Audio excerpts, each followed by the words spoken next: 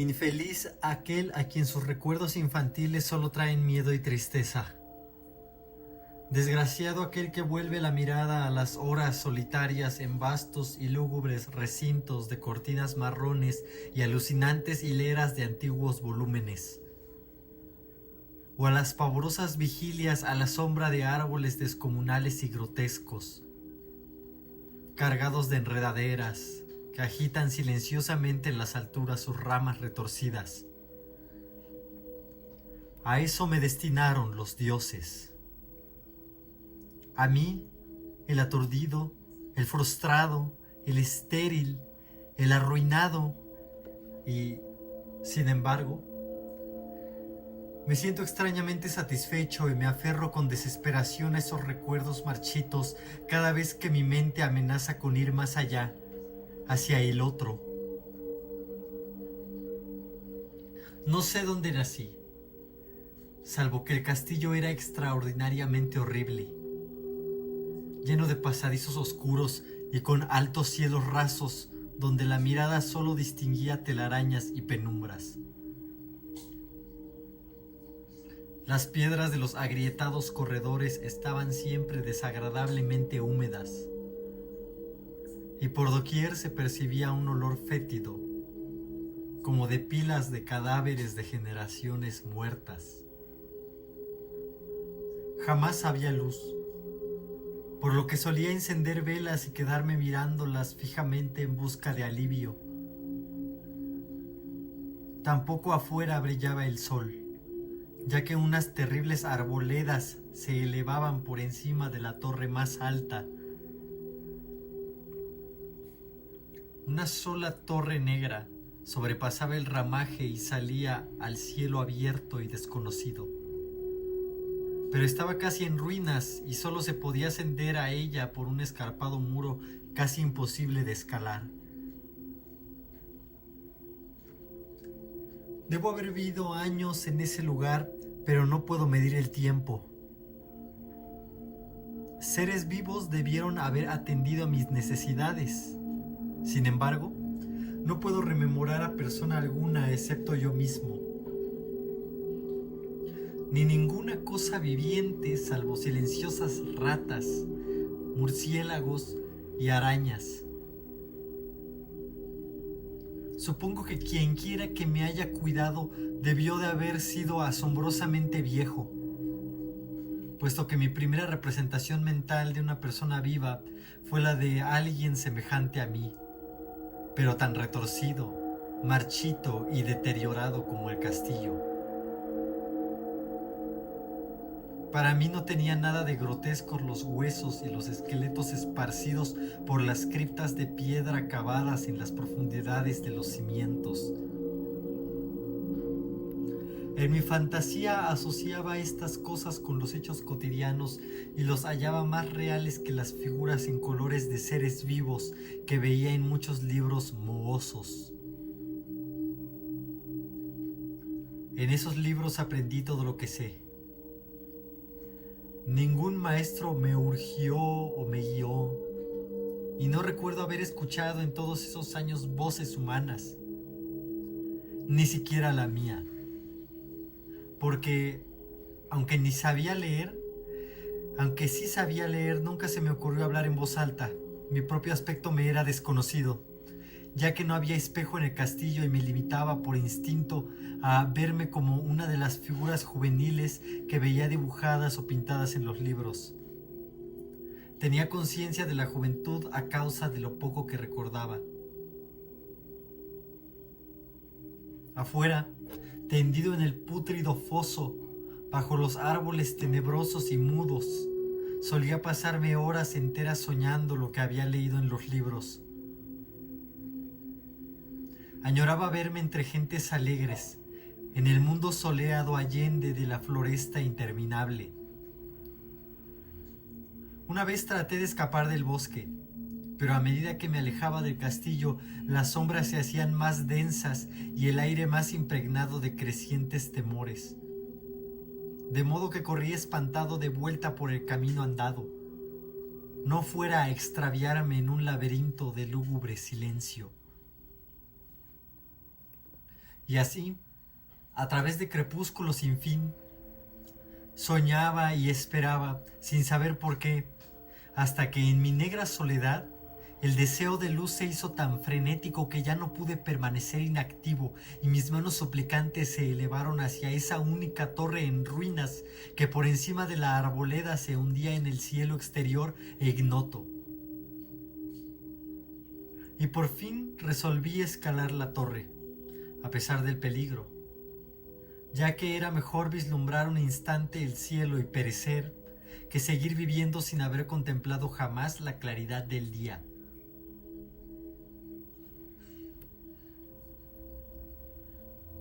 A la húmeda luz crepuscular subí los vetustos peldaños de piedra hasta llegar al nivel donde se interrumpían.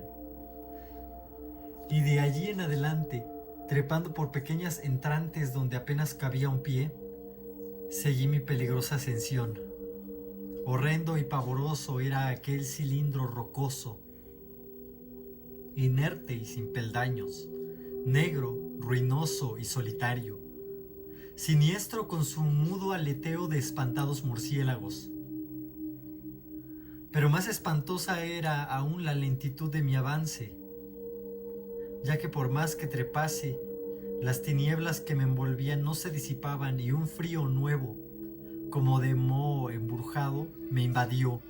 Tiritando me preguntaba por qué no llegaba la claridad, y de haberme atrevido habría mirado hacia abajo. Se me antojó que la noche había caído de pronto sobre mí y en vano tanteé con la mano libre en busca del antepecho de alguna ventana por la cual espiar hacia afuera y arriba y calcular a qué altura me encontraba. De pronto, al cabo de una interminable y espantosa ascensión a ciegas por aquel precipicio cóncavo y desesperado, sentí que la cabeza tocaba algo sólido. Supe entonces que debía haber ganado la terraza o, cuando menos, alguna clase de piso. Alcé la mano libre y, en la oscuridad, palpé un obstáculo, descubriendo que era de piedra e inamovible. Entonces rodeé la torre, aferrándome a cualquier soporte que su viscosa pared pudiera ofrecer, hasta que finalmente mi mano, tanteando siempre, halló un punto donde la valla cedía y reanudé la marcha hacia arriba, empujando la losa con la cabeza, ya que utilizaba ambas manos en mi cauteloso avance.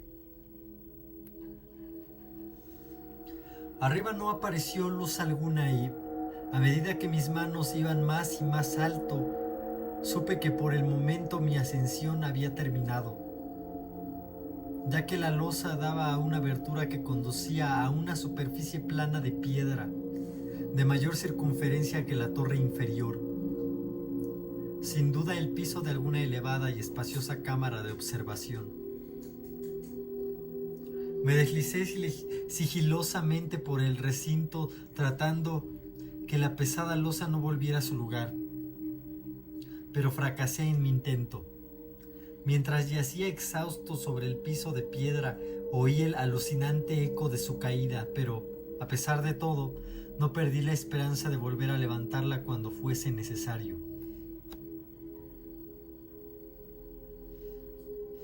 Creyéndome ya a una altura prodigiosa, muy por encima de las odiadas ramas del bosque, me incorporé fatigosamente y tanteé la pared en busca de alguna ventana que me permitiese mirar por vez primera el cielo y esa luna y esas estrellas sobre las que había leído. Pero todo cuanto pude tocar fueron amplias estanterías de mármol cubiertas de aborrecibles cajas oblongas de inquietante dimensión. Reflexionaba y me preguntaba intrigado qué extraños secretos podía albergar aquel alto recinto construido a tan inmensa distancia del castillo subyacente. De pronto mis manos tropezaron inesperadamente con el marco de una puerta, del cual colgaba una plancha de piedra de superficie rugosa debido a las extrañas incisiones que la cubrían. La puerta estaba cerrada, pero haciendo un supremo esfuerzo superé todos los obstáculos y la abrí hacia adentro. Hecho esto, me invadió el éxtasis más puro jamás conocido. A través de una ornamentada verja de hierro y en el extremo de una corta escalinata de piedra que ascendía desde la puerta recién abierta, brillando plácidamente en todo su esplendor, estaba la luna llena, a la que nunca había visto antes, salvo en sueños y en vagas visiones que ni me atrevía a llamar recuerdos. Seguro ahora de que había alcanzado la cima del castillo, subí rápidamente los pocos peldaños que me separaban de la verja, pero de repente una nube tapó la luna haciéndome tropezar, y en la oscuridad tuve que avanzar con mayor lentitud. Estaba todavía muy oscuro cuando llegué a la verja, que hallé abierta tras un cuidadoso examen, pero que no quise traspasar por temor a precipitarme desde la increíble altura que había alcanzado. Luego volvió a salir la luna. De todos los impactos imaginables, ninguno tan demoníaco como el del insondable y grotescamente inconcebible. Nada de lo soportado antes podía compararse al terror de lo que ahora estaba viendo, de las extraordinarias maravillas que el espectáculo implicaba. El panorama en sí era tan simple como asombroso, ya que consistía meramente en esto. En lugar de una impresionante perspectiva de copas de árboles vistas desde una altura imponente, se extendía a mi alrededor, al mismo nivel de la verja, nada menos que la tierra firme, separada en compartimentos diversos por medio de lajas de mármol y columnas, y sombreada por una antigua iglesia de piedra cuyo ruinoso capitel brillaba fantasmagóricamente a la luz de la luna. Medio inconsciente, abrí la verja y avancé bamboleándome por la senda de grava blanca que se extendía en dos direcciones. Por aturdida y caótica que estuviera mi mente, persistía en ella ese frenético anhelo de luz. Ni siquiera el pasmoso descubrimiento de momentos antes podía detenerme. No sabía ni me importaba si mi experiencia era la locura, enajenación o magia, pero estaba resuelto a ir en pos de luz y alegría a toda costa. No sabía quién o qué era yo, ni cuáles podían ser mi ámbito y mis circunstancias. Sin embargo, a medida que proseguía mi tambaleante marcha, se insinuaba en mí una especie de tímido recuerdo latente que hacia mi avance no del todo fortuito, sin rumbo fijo por campo abierto, unas veces sin perder de vista el camino, otras abandonándolo para internarme, lleno de oscuridad, por praderas en las que solo alguna ruina ocasional revelaba la presencia, en tiempos remotos, de una senda olvidada. En un momento dado tuve que cruzar a nado un río rápido cuyos restos de mampostería agrietada y mohosa hablaban de un puente mucho tiempo atrás desaparecido. Habían transcurrido más de 2 horas cuando llegué a lo que aparentemente era mi meta. Un venerable castillo cubierto de hiedras, enclavado en un gran parque de espesa arboleda de alucinante familiaridad para mí, y sin embargo lleno de intrigantes novedades. Vi que el foso había sido rellenado y que varias de las torres que yo bien conocía estaban demolidas, al mismo tiempo que se erguían nuevas alas que confundían al espectador. Pero lo que observé con el máximo interés y deleite fueron las ventanas abiertas, inundadas de esplendorosa claridad y que enviaban al exterior ecos de la más alegre de las francachelas. Adelantándome hacia una de ellas, miré al interior y vi un grupo de personas extrañamente vestidas, que departían alegremente entre sí. Como jamás había oído la voz humana, apenas si podía adivinar vagamente lo que decían. Algunas caras tenían expresiones que despertaban en mí remotísimos recuerdos. Otras me eran absolutamente ajenas. Salté por la ventana y me introduje en la habitación brillantemente iluminada, mientras que mi mente pasaba del único instante de esperanza al más negro de los desalientos. La pesadilla no tardó en venir, ya que, no bien entré, se produjo una de las más aterradoras reacciones que hubiera podido concebir. No había terminado de cruzar el umbral cuando se apoderó de todos los presentes un inesperado y súbito pavor que distorsionaba los rostros y arrancaba de las gargantas los chillidos más espantosos. La desbandada fue general, y en medio del griterío y del pánico varios sufrieron desmayos, siendo arrastrados por los que huían enloquecidos. Muchos se taparon los ojos con las manos y corrían a ciegas llevándose todo por delante, derribando los muebles y estrellándose contra las paredes en su desesperado intento de ganar alguna de las numerosas puertas. Solo y aturdido en el brillante recinto, escuchando los ecos cada vez más apagados de aquellos espeluznantes gritos, comencé a temblar pensando qué podía ser aquello que me acechaba sin que yo lo viera. A primera vista el lugar parecía vacío, pero cuando me dirigí a una de las alcobas creí detectar una presencia. Un amago de movimiento del otro lado del arco dorado que conducía a otra habitación similar a la primera. A medida que me aproximaba a la arcada comencé a percibir la presencia con más nitidez. Y luego, con el primer y último sonido que jamás emití, un aullido horrendo que me repugnó casi tanto como su morbosa causa, contemplé en toda su horrible intensidad el inconcebible, indescriptible, inenarrable monstruo que, por obra de su mera aparición, había convertido una alegre reunión en una horda de delirantes fugitivos. No puedo siquiera decir aproximadamente a qué se parecía, pues era un compuesto de todo lo que es impuro, pavoroso, indeseado, anormal y detestable. Era una fantasmagórica sombra de podredumbre y decrepitud, desolación. La pútrida y viscosa imagen de lo dañino, la atroz desnudez de algo que la tierra misericordiosa debería ocultar por siempre jamás.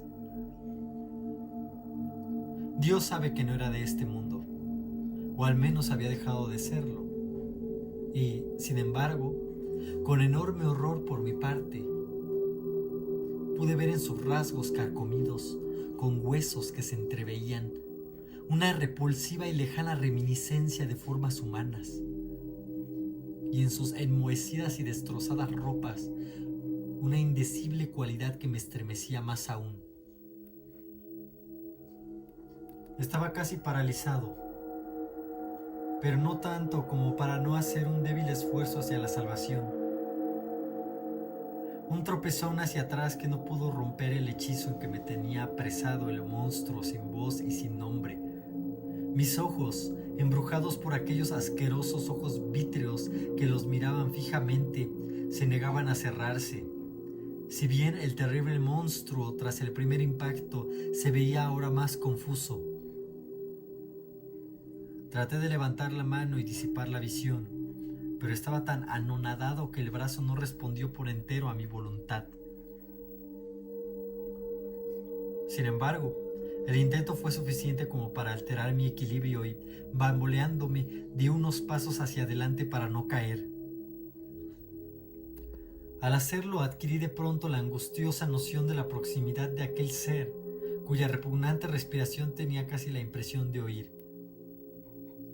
Poco menos que enloquecido, pude no obstante adelantar una mano para detener la fétida imagen que se acercaba más y más, cuando de pronto mis dedos tocaron la extremidad putrefacta que el monstruo extendía por debajo del arco dorado. No chillé, pero todos los satánicos vampiros que cabalgan en el viento de la noche lo hicieron por mí, a la vez que dejaron caer en mi mente una avalancha de anonadantes recuerdos. Supe en ese mismo instante todo lo ocurrido. Recordé hasta más allá del terrorífico castillo y sus árboles. Reconocí el edificio en el cual me hallaba. Reconocí lo más terrible, la impía abominación que se erguía ante mí, mirándome de soslayo mientras apartaba de los suyos mis dedos manchados. pero en el cosmos existe el bálsamo además de la amargura, y ese bálsamo es el olvido. En el supremo horror de ese instante olvidé lo que me había espantado y el estallido del recuerdo se desvaneció en un caos de reiteradas imágenes. Como entre sueños, salí de aquel edificio fantasmal y execrado y eché a correr rauda y silenciosamente a la luz de la luna. Cuando retorné al mausoleo de mármol y descendí los peldaños, encontré que no podía mover la trampa de piedra, pero no lo lamenté, ya que había llegado a odiar el viejo castillo y sus árboles. Ahora cabalgo junto a los fantasmas, burlones y cordiales, al viento de la noche, y durante el día juego entre las catacumbas de Nefreka, en el recóndito y desconocido valle de Hadot, a orillas del Nilo. Sé que la luz no es para mí, salvo la luz de la luna sobre las tumbas de roca de Neb, como tampoco es para mí la alegría, salvo las inominadas fiestas de Nitocris bajo la gran pirámide. Y, sin embargo, en mi nueva y salvaje libertad agradezco casi la amargura de la alienación. Pues aunque el olvido me ha dado la calma, no por eso ignoro que soy un extranjero, un extraño para este siglo y para todos los que aún son hombres. Esto es lo que supe desde que extendí mis dedos hacia esa cosa abominable surgida en aquel gran marco dorado, desde que extendí mis dedos y toqué la fría e inexorable superficie del pulido espejo.